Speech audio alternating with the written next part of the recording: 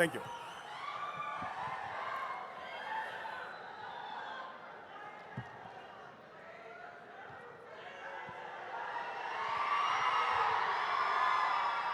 Thank you. ఇక్కడికి విచ్చేసిన మెగాభిమానులందరికీ, వరుణ్ అభిమానులకి, ముఖ్యంగా పవన్ కళ్యాణ్ అభిమానులందరికీ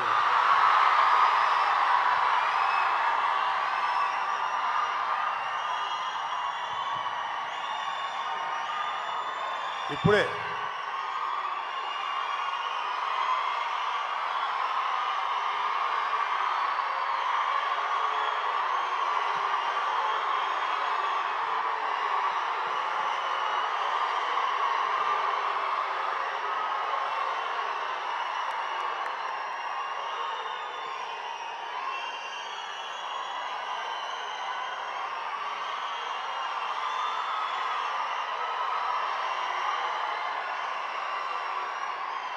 మీరు అరిచే అరుపులు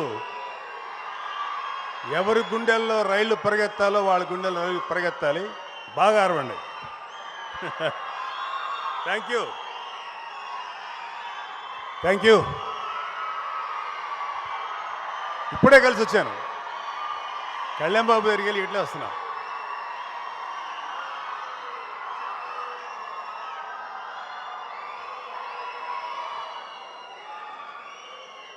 థ్యాంక్ యూ.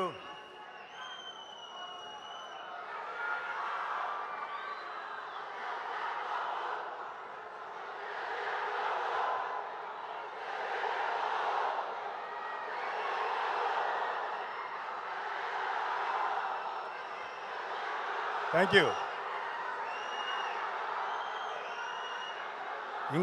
ఇంకా మీ ఎనర్జీ అంతా దాచుకొని ఈ నెల ఈ ఇయర్ 2024లో రాబోతున్న జనరల్ ఎలక్షన్స్లో మీ సత్తా చూపించండి.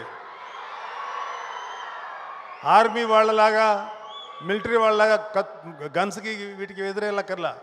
చేతిలో ఒక ముద్ర ఉంటుంది, గొద్దండి దాని మీద. Janasena TDP alliance. Thank you. యాక్చువల్గా 1 సెకండ్ మా ప్లీజ్. ఇంకేంటంటే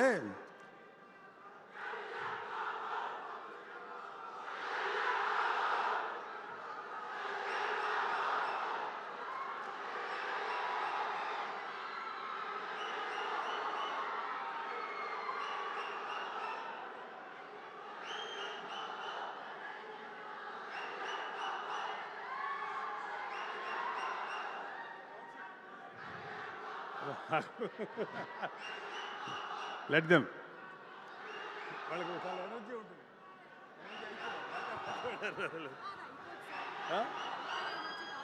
ఉంటుంది, కొంచెంసేపు ఉంటుంది.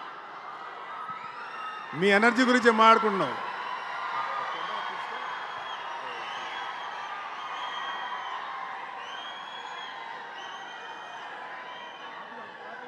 Thank you. ఆ కెమెరా కొంచెం అంతే, అలాగే ఉంటుంది. Thank you. ఇక్కడ మనందరం మాట్లాడుకోవాల్సిన విషయం, నేను ఈ సినిమా గురించి కంటే కూడా వరుణ్ గురించి మాట్లాడటానికో, దర్శకుడి గురించి మాట్లాడటానికో, సోనీ కంపెనీ గురించి మాట్లాడటానికి రాలేదు. ఇండియన్ ఆర్మీ ప్రైడ్ గురించి మాట్లాడటానికి వచ్చాను. ఎందుకంటే మా ఇంట్లో ముందు ఈ స్పీచ్ మా అమ్మని తలుచుకొని ఇవ్వాలి. మా అమ్మ ఒకటే మాట అంటుంది, పొద్దున్నే లేచి నా బిడ్డ ముగ్గురు బాగుండాలి, నా కూతురు బాగుండాలి, మిగతా అందరి బిడ్డలు బాగుండాలి, ముఖ్యంగా బోర్డర్లో నిరంతరం మనల్ని కాపలా కాస్తున్న సైనికులు వాళ్ళందరూ కూడా ఏమి కాకుండా వాళ్ళని కాపాడే దేవుడానే మమతనం పెట్టుకుంటుంది. నేను నిజంగా ఆశ్చర్యపోయా, ఏమో అలా ధనం పెట్టుకుంటావా అన్న. నాకు కొంచెం సిగ్గేసింది. అంటే మాకు మిలిటరీకి మా ఇంట్లో టచ్ ఉంది కాబట్టి మాకు లేదు. మా అమ్మగారి వాళ్ళ నాన్న ఎక్స్ మిలిటరీ మ్యాన్, మిలిటరీలో పనిచేసి వచ్చిన ఆయన. మా అమ్మ వాళ్ళ మేనమామ మిలిటరీలో పనిచేసి వారిలోనే చనిపోయిన వ్యక్తి. అలాగే మా నాన్న అన్నయ్య, మా పెదనాన్న, ఆయన కూడా మిలిటరీలో పనిచేసి రిటైర్ అయిపోయి వచ్చిన వ్యక్తి. సో మిలిటరీ తోటి మాకు ఒక అనుబంధం ఉంది. సో మీరు ఒక 2 ఇన్సిడెంట్స్ చెప్తాను, దాని తర్వాత నేను దిగిపోతాను. అసలు ఇప్పుడు మనం ఏదైతే చూస్తున్నామో ఇదంతా highly mechanised, highly modern, high level technology. ఏమీ లేనప్పుడు ఐ థింక్ ఫస్ట్ 1965 పాకిస్తాన్ వార్లో యుద్ధం జరుగుతుంది. మన ఇండియన్ ఆర్మీ అంటే మోస్ట్ డేంజరస్, అంటే చాలా riskiest among all army, air force and నేవీలో అత్యంత రిస్క్ ఏంటంటే ఎయిర్ ఫోర్స్ వాళ్ళది చాలా రిస్క్. ఎందుకంటే ఫస్ట్ వాళ్ళే మెనూరింగ్ చేసి ఫస్ట్ అటాక్ వాళ్ళు చేస్తారు జనరల్గా, నాకు తెలిసినంతవరకు అది. సో పాకిస్తాన్ వాళ్ళకి ఏం చేశారంటే అమెరికా వాళ్ళు అత్యంత మోడర్న్ ఏమంటారు దాన్ని, పడిదే ఇది దాన్ని ఏమంటారు, రాడార్ ఎస్ సారీ, చాలా మోస్ట్ మోడర్న్ రాడార్ ఇచ్చారు అప్పటికి. అంటే అంతకుముందు అంత రాడార్ సిస్టమ్ అంత అడ్వాన్స్ లేదు. ఇండియన్ ఎయిర్ ఫోర్స్ ఎయిర్లో ఎగిరింది ఒక 10 మంది వాటెవర్ ఒక సంఖ్య. ఎగిరిన తర్వాత గాల్లో వచ్చినటువంటి ఫ్లైట్స్ని వచ్చినట్టే పర్ఫెక్ట్ కొడుతున్నారు. అంతకుముందు ఎప్పుడు కొట్టలేదు. ఎలా కొడుతున్నారంటే పాకిస్తాన్ వాళ్ళ దగ్గర అమెరికా వాళ్ళ యొక్క అత్యంత అధునాతనమైన రాడార్ ఆ రోజుల్లో ఉంది, అంత ఈజీగా టార్గెట్ చేయగలుగుతున్నారు. సో ఇండియన్ ఎయిర్ ఫోర్స్ నష్టపోతుంది. చాలా క్రిటికల్ సిచ్యువేషన్లో ఉంటే కొంతమంది చనిపోవడం, కొంతమంది కూలిపోయినాయి. ఒక ఇద్దరు వ్యక్తులు మాత్రం అందరినీ వెనక్కి వచ్చేయమంటారు. ఎయిర్ ఫోర్స్లో ఎప్పుడేమిటంటే రిట్రీట్ అనేది ఏదో ఉంటుంది కుదరినప్పుడు. వాళ్ళిద్దరు మాత్రం ఇద్దరు ఉన్నారు, ఆలీ బ్రదర్స్, అన్నదమ్ములు. ఇది మా పెదనాన్నగారు నాకు చెప్పిన విషయం. అన్న ఇక్కడే ఉంటే వీళ్ళు మళ్ళీ వచ్చి మళ్ళీ అటాక్ చేస్తారు, మనకి ఎయిర్ ఫోర్స్ వాళ్ళు మన బాసులు ఇచ్చినటువంటి ఈ కమాండ్ని మనం యాక్సెప్ట్ చేస్తే మళ్ళీ నష్టం అవుద్ది. కానీ మనం ఏదైనా తప్పు చేస్తే మనం కోర్టు మార్షల్ చేస్తారు, ఈవెన్ చచ్చిపోయిన తర్వాత కూడా. కానీ అయినా పర్లా, కంట్రీ బాగుంటుంది. మన ఎయిర్ ఫోర్స్ చాలా బాగా యుద్ధం చేస్తే తద్వారా ఫాలో అవుతున్న ఆర్మీ అంతా చాలా ఎఫెక్టివ్గా పనిచేస్తుందని తెలుసుకొని వాళ్ళిద్దరూ దే ఐడెంటిఫైడ్ ఎక్కడ రాడార్ సిస్టమ్ ఉందో. మేబీ చాలా పెద్దవి ఉండొచ్చు, ఎంత పెద్ద హ్యూజ్ స్పేస్లో ఉండొచ్చు ప్లేస్లో. ఈ విమానాలన్నీ వెనక్కి వెళ్ళిపోయినాయి, రిట్రీట్ అని చాలా వరకు. వాళ్ళిద్దరూ Ali brothers, own brothers, they are pilots. ఇద్దరూ కరెక్ట్గా గురి చూసి చెరొక వైపు నుంచి కరెక్ట్గా రాడార్ సిస్టమ్ని కొట్టేసి ధ్వంసం చేశారు. ఫస్ట్ సూయిసైడల్ కమాండోస్ వాళ్ళు, మళ్ళీ దెబ్బకి పాకిస్తాన్ తేరుకోలేదు. ఇండియన్ ఆర్మీ అద్భుతంగా యుద్ధం చేసి చాలా గొప్ప విజయం సాధించింది. అలాగే ఇంకొక ఇన్సిడెంట్ 1962లో చైనా వార్ వచ్చింది. దాన్ని బ్యాటిల్ ఆఫ్ రిజంగ్లా పాస్ అంటారు. ఇది చాలా ఇంట్రెస్టింగ్ ఉంటుంది, మీకు ఎవరికైనా ఓపిక ఉంటే యూట్యూబ్లో దొరుకుతుంది, చూడండి.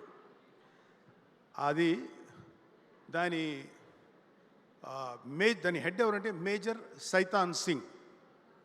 Is from Haryana, Kumaon regiment నుంచి వచ్చిన వ్యక్తి. ఆయన ఈ చైనా వార్లో ఇండియా ఓడిపోయింది జస్ట్ బికాజ్ ఆఫ్ ఇండియన్ అలియన్ విధానం, వాట్ ఎవర్. ఇండో చీనీ బాయ్ అంట నెహ్రూ గారు పెట్టినటువంటి ఒక మోస్ట్ ఇన్ఎఫిషియంట్ స్లోగన్ వల్ల హ్యూజ్గా ఇండియన్ ఆర్మీ లాస్ అయిపోయింది, కొన్ని వేల మంది చనిపోయారు. అయితే అలాంటి యుద్ధంలో కూడా ఇండియన్ ఆర్మీ చూపించిన వన్ ఆఫ్ ద గ్రేటెస్ట్ యుద్ధం ఏంటంటే, అద్భుతమైన వాళ్ళ వీరత్వం చూపించిన యుద్ధం ఏంటంటే రెజంగ్లా పాస్. మన ఇది ఇక్కడ ఇది మన టిబెట్టా, వాట్ ఇది, టిబెట్ కాదు. సో మన ఇండో చైనా బార్డర్, మనందరం మనకన్నా ఐ ఫర్గాట్ దట్ నేమ్. అక్కడ వీళ్ళని తీసుకొని వెళ్తున్నాడు, అక్కడ హోల్డ్ చేస్తారు. అక్కడి నుంచి ఇండియన్ బార్డర్లోకి చైనీస్ ఎంటర్ అవ్వబోతున్నారు. అక్కడ మన సైతాన్ సింగ్ అనేటువంటి major 100 I have this number 120 army people తోటి వెయిట్ చేస్తున్నాడు. అత్యంత దురదృష్టం ఏంటంటే బికాజ్ ఆఫ్ నెహ్రూస్ అలియన విధానం వాట్ ఎవర్ ప్రాపర్గా ఆమ్యునేషన్ కానీ ఎటువంటి ఇది లేదు. ఇలాంటి పరిస్థితుల్లో ఉన్నంత వరకు ఫైట్ చేస్తున్నారు మన వాళ్ళు ఉన్నది 120 మాత్రమే. వాళ్ళ దగ్గర ఉన్న బుల్లెట్స్ 600 బుల్లెట్స్. ఒకే ఒక మోర్టార్ గన్ ఉంది. అటు పక్క నుంచి హైలీ ట్రైన్డ్ చైనీస్ 3000 మంది టువర్డ్స్ ఇండియా వైపు వస్తున్నారు. 3000 చైనీ army and 120 Indian army led by major Shaitan Singh. War start అయింది. వాళ్ళని ఒక అడుగు కూడా ముందుకేయలేదు. వాళ్ళకి ఒక ఇల్యూషన్ క్రియేట్ చేశాడు సైతాన్ సింగ్. ఒకే ఒక మోటార్ తోటి కొంచెం హై లెవెల్లో పెట్టి బోర్డర్లోంచి వస్తున్నటువంటి ప్రతి చైనా వాడి మీద అటాక్ చేసి లోపలికి వచ్చిన వాళ్ళు షూట్ చేయడం మొదలెట్టారు. వాళ్ళకి ఎలాంటి ఇల్యూషన్ క్రియేట్ చేశారంటే చైనీస్కి అదర్ సైడు 10,000 మంది ఆర్మీ ఉన్నారు, మనం అనవసరంగా వచ్చామని ఇల్యూషన్ క్రియేట్ చేశారు. అన్నిటికన్నా గొప్ప మాట అన్నది సైతాన్ సింగ్ మేజర్ అన్న మాట ఏంటంటే మనం తక్కువ మంది ఉన్నాం, కనీసం ఒక్కొక్కడు 10 మందిని చంపని చావకూడదు అనేటువంటి ఒక గొప్ప ఇన్స్పిరేషన్ క్రియేట్ చేశాడు. ఆ విధంగా ఒక్కొక్క ఆర్మీ వాడు 10 మందిని చంపగానే చావల. వాళ్ళలో దాదాపు ఒక 1300 మంది చైనీస్ ఆర్మీని చంపేశారు. 1300 మంది, జస్ట్ 120 మెంబర్స్. మన వాళ్ళు ఆ గ్రేటెస్ట్ ఆ వార్లో అద్భుతమైనటువంటి ఆ యొక్క యుద్ధంలో ఇంచుమించు 108 మంది చచ్చిపోయారు. 105 మంది, ఓన్లీ 11 మంది మాత్రమే వాళ్ళ చేతికి చిక్కారు. 11 మందో 9 మందో. అయితే ఆయన ఏమన్నాడంటే ఆయనకి ఇంకా ఈ వార్ ఎండ్ అయ్యే ముందు సైతాన్ సింగ్ బుల్లెట్ దిగితే, అరే బాబు ఎవరు ఇబ్బంది పడకండి, వీళ్ళు బోర్డర్ దాటకూడదు, వీళ్ళు ఏ విధంగా ఫైట్ చేయండి అని చెప్పి చనిపోయే ముందు కూడా వాళ్ళకి అంత ఇన్స్పిరేషన్ ఇచ్చినటువంటి మహానుభావుడు ఆయన. సో ఆఖరికి ఆర్మీ ఓడిపోయింది. కానీ ఈ ఇండియన్ ఆర్మీ యొక్క ఈ తెగువ, ఈ వారియర్షిప్ చూసి మన చైనీస్ ఆర్మీ కూడా మెచ్చుకొని వాళ్ళని అప్రిషియేట్ చేయకుండా ఉండలేకపోయింది. అది మన ఇండియన్ ఆర్మీకి ఉన్న గొప్పతనం. సో నాకు మళ్ళీ అగైన్ 1971లో పాకిస్తాన్ వార్ వచ్చినప్పుడు మేము 6th క్లాస్ 7th క్లాస్ చదువుతున్నాం. వార్ ఎలా జరుగుతుంది అనేది మాకు ఇంట్రెస్ట్. ఎనీ యంగ్స్టర్స్కి వార్ అనేది మీకు తెలియదు వార్ అనేది ఎట్లా ఉంటుందో. మాకు తెలుసు, మాకు రోజుకి ఇంతమంది చనిపోయారు, లేకపోతే ఇక్కడ యుద్ధం చేశారు, అక్కడ అది చేశారు. అది బంగ్లాదేశు పాకిస్తాన్ విడిపోయే సమయం. ఇప్పుడు మీకు సినిమా ఒకటి వస్తుంది, Sam Manek, what is that name, Sam Manek. ఆయన పేరు జనరల్ మానెక్ షా. 3 దళాలు ఉంటాయి, త్రివిధ దళాలు ఉంటాయి, ఆర్మీ, ఎయిర్ ఫోర్స్, నేవీ. అప్పుడు దాకా లాంగ్ బ్యాక్ స్వతంత్రం వచ్చిన కొత్తలో ఒక పోస్ట్ ఉండేది, ఆ పోస్ట్ తీస్తారు. మళ్ళీ ఇందిరాగాంధీ గారి యొక్క చొరవ వల్ల ఆ పోస్ట్ క్రియేట్ చేశారు. దాన్ని ఫీల్డ్ మార్షల్ అంటారు.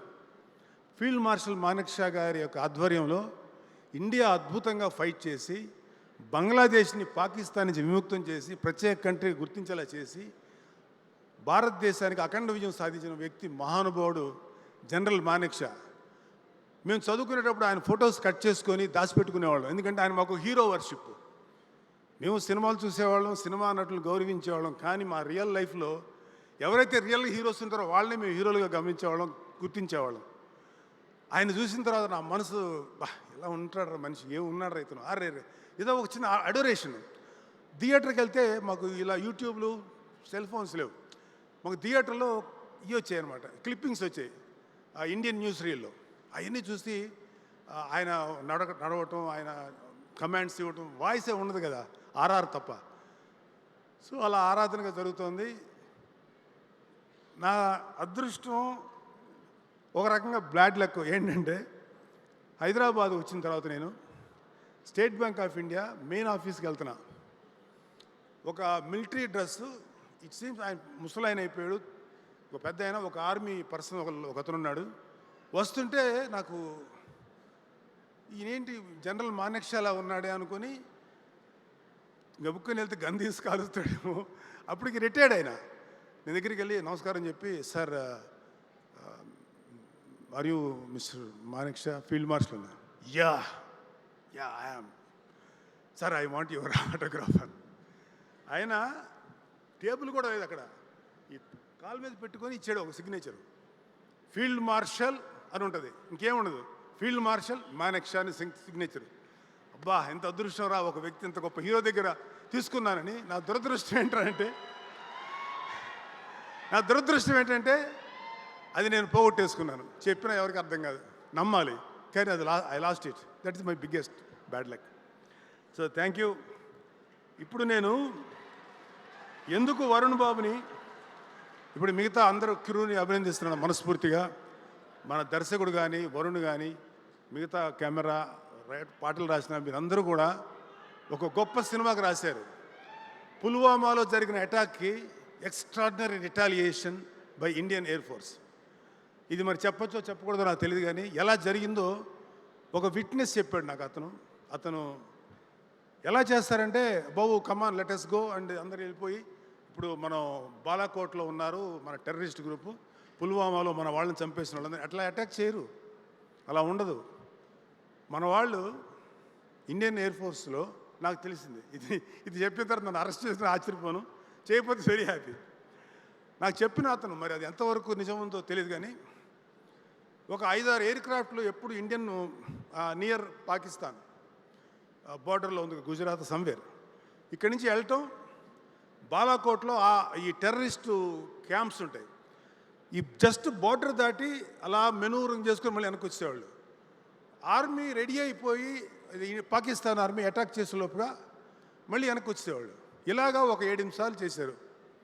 వాళ్ళకి ఏమనుకున్నారంటే, పాకిస్తాన్ వాళ్ళు వీళ్ళు మనల్ని కవ్విస్తున్నారు, వీళ్ళకి పెద్ద రియాక్ట్ అవ్వక్కర్లేదు, చూద్దాం ఏం చేస్తారో అనుకున్నప్పుడు ఆ తర్వాత జరిగింది నాకు చెప్పాడు ఒక ఆయన.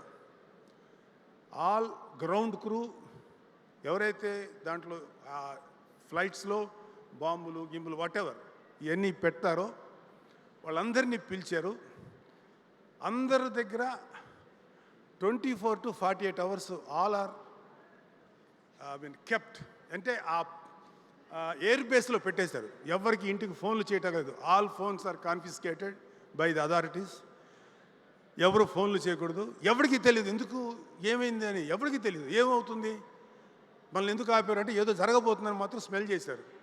తెలిసింది ఎవరికంటే ఆ wing commander who is going to strike. So ఇలా చేసిన తర్వాత అంతా అయిపోయింది, 48 hours అయిపోయింది. మొత్తం లేచినాయి ఒకేసారి. లేచి జస్ట్ మన బాలాకోట ఎడ్జ్లోంచి వెళ్ళి ఎక్కడైతే terrorist camps in the name of ISI లేకపోతే పాకిస్తాన్ మిలిటరీ అని చెప్తున్నారో వేసి బాంబ్స్ అన్ని వేసి డెస్ట్రాయ్ చేసి 10 to 12-15 minutes లోపల ఫినిష్ అయిపోయింది. ఒక్క టెర్రరిస్ట్ క్యాంప్ కూడా మిగల. అలా చంపేశారు మన వాళ్ళు. వాళ్ళు గన్స్ తీసి కాల్చేలోపుగా వెనక్కి వచ్చారు. ఇది ఒక రిటాలియేషన్గా తీసుకొని మా ల్యాండ్లో మీరు యుద్ధం చేస్తారని. కానీ మన ఆర్మీ వాళ్ళని, మన BSF వాళ్ళని ఒక సూసైడ్ బాంబర్తో కాల్చడం మాత్రం అది కాదు. మనం వేస్తే మన వాళ్ళందరూ వెళ్ళి చేస్తే అది తప్పు అయిపోయింది. సో దాట్ మన వాళ్ళు తీసుకున్న రిటాలియేషన్ ఫర్ దిస్, ఈ రిటాలియేషన్కి అద్భుతంగా సహకరించి మన ఇండియన్ ఆర్మీ ప్రైడ్ నిలిపారు చూడండి ఒకే ఒక మహానుభావుడు, that is Narendra Modi, greatest leader. అంతకు ముందున్న ఏ లీడర్ కన్నా కూడా నాకు నరేంద్ర మోడీ గారు ఎందుకు ఇంట్రెస్ట్, ఎంత గొప్ప గౌరవం అంటే, ఆయన గురించి ఎందుకు అంత గొప్పవాడాడు మీకు ఒక విషయం చెప్తాను. మన శ్రీనగర్లో జెండా కట్టడానికి వణికిపోయేవాళ్ళు హిందూస్. ఈ ఇస్లామిక్ టెర్రరిస్టులు అంతమంది ఉండేవాళ్ళు అక్కడ. మంచి అమాయకులు అయిన ముస్లిమ్స్తో పాటు వాళ్ళు కూడా ఉండేవాళ్ళు. ఎవరు వస్తారు రండ్రా చూద్దామంటుంటే మోడీ గారు ఆయన ఫ్రెండ్. అలాంటి సిచ్యువేషన్లో ఒక జీప్ వేసుకున్నారు, ఏం వేసుకున్నారు, యంగ్స్టర్స్ వాళ్ళు అలా దూసుకెళ్ళి అందరూ టెర్రరిస్ట్ క్యాంపులు అందరూ ముందు వెళ్ళి, అంటే ఎవరు ఒకడు ఉన్నారు, ఎవరు ఎటు నుంచి అటాక్ చేస్తాడు లేదు, భయపడిపోతున్నారు. శ్రీనగర్ మంచి ప్లేస్లోనూ సమ్ ఇంపార్టెంట్ ప్లేస్లో ఒక అద్భుతంగా జెండా ఇండియన్ ఫ్లాగ్ని ఆవిష్కరించి జనగణమన పాడి సెల్యూట్ చేసి వచ్చేసారు. మళ్ళీ దొరకలే, అంత ఫాస్ట్ వెనక్కి వచ్చేసారు. దట్ ఈజ్ మోడీ, దేశం మీద అంత భక్తి ఉన్న వ్యక్తి ఆయన ఆధ్వర్యంలో కాబట్టి ఇవాళ జరిగింది. ఇది బాలాకోట్. సో దానికి అద్భుతమైన పేరు పెట్టారు మన డైరెక్టర్లు వాళ్ళు, ఆపరేషన్ వ్యాలంటైన్స్ అని.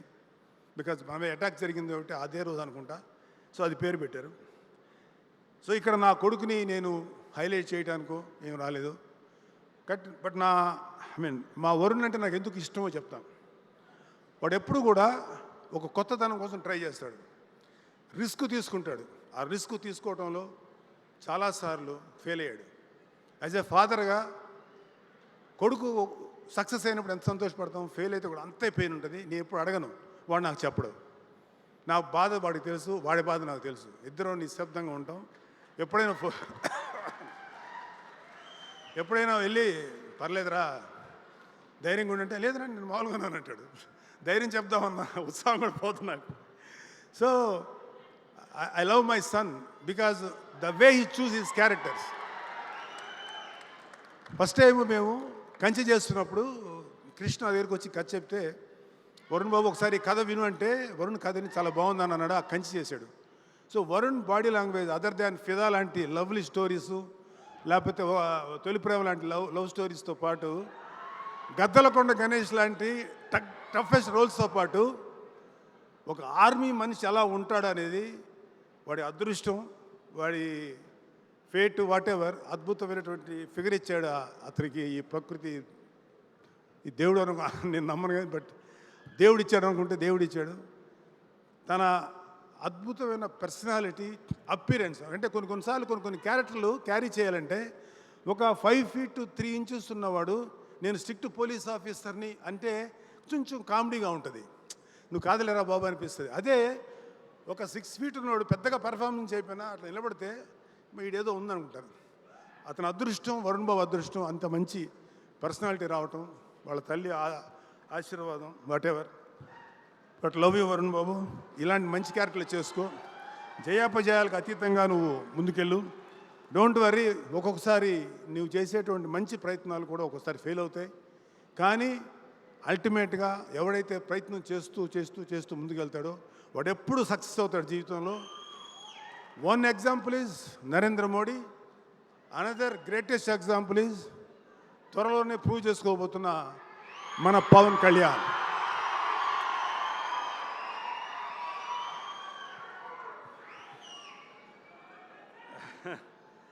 So thank you. చాలా ఎక్కువసేపు మాట్లాడాను. మీకు ఎవరికైనా బోర్ కొట్టించుంటే క్షమించాలి. కానీ మన ఇండియన్ ఆర్మీని మనం గౌరవించుకోకపోతే నాకు ఇది ఒక అద్భుతమైన అవకాశం. నేను ఏ సినిమాలో మీకు గమనించుంటారు లేదో, నేను ఈ మధ్యలో ఏ సినిమాలోకి గెస్ట్గా కూడా వెళ్ళా, ఇంక్లూడింగ్ వరుణ్ సినిమా. ఈ సినిమాకి ఇలాగా మా అన్నయ్య గారు వస్తున్నారంటారు, నేను కూడా రావచ్చా అని అడిగా. నువ్వు రావు కదా నాన్న అన్నాడు. లేదురా వస్తాను, just I want to share my feelings about our Indian army చెప్పాలనిపిస్తుందిరా, రా అంటే రమ్మన్నాడు. I'm very honoured. And another ఇది వరుణ్ ఒక చిన్న రిక్వెస్టు. ఇప్పుడు నేను చెప్పబోతున్న అమౌంట్ పెద్ద అమౌంట్ కాకపోవచ్చు, కానీ నా తల్లి నాకు బర్త్డేగా మొన్న అక్టోబర్కి ఒక గిఫ్ట్ ఇచ్చింది, కొంత డబ్బు. ఆ డబ్బుతో కలిపి నేను కూడా కొంత జత చేసి చిన్న అమౌంటే ఒక 6 లక్షల రూపాయలు వీరనారి అంటే ఇండియన్ డిఫెన్స్ వారికి ఇచ్చేటువంటి, ఒక భర్తలు కోల్పోయినటువంటి స్త్రీలకి మనం ఇచ్చేటువంటి ఒక చిన్న కంట్రిబ్యూషన్ 6 lakhs. అది నాకు Varun with your my personal request is, నువ్వు డైరెక్టరు సిద్ధు మీ ప్రొడ్యూసర్స్ ముగ్గురు వెళ్ళి బిఫోర్ రిలీజింగ్ ఎందుకంటే నేను కొంచెం మళ్ళీ ఊళ్ళు తిరగాల్సి వస్తుంది పొలిటికల్ పని మీద, నువ్వు ముగ్గురు కలిసి వెళ్ళి మీ ముగ్గురు కలిసి వెళ్ళి ఇచ్చి ఒక ఫోటో తీసుకొని నాకు పంపించండి. I will be very happy. Siddhu please ready. రేపు ఇవాళ సండే కదా, రేపు నీకు ట్రాన్స్ఫర్ చేస్తాను వరుణ్కి. Thank you. జై హింద్, జై జనసేన, జై పవన్ కళ్యాణ్.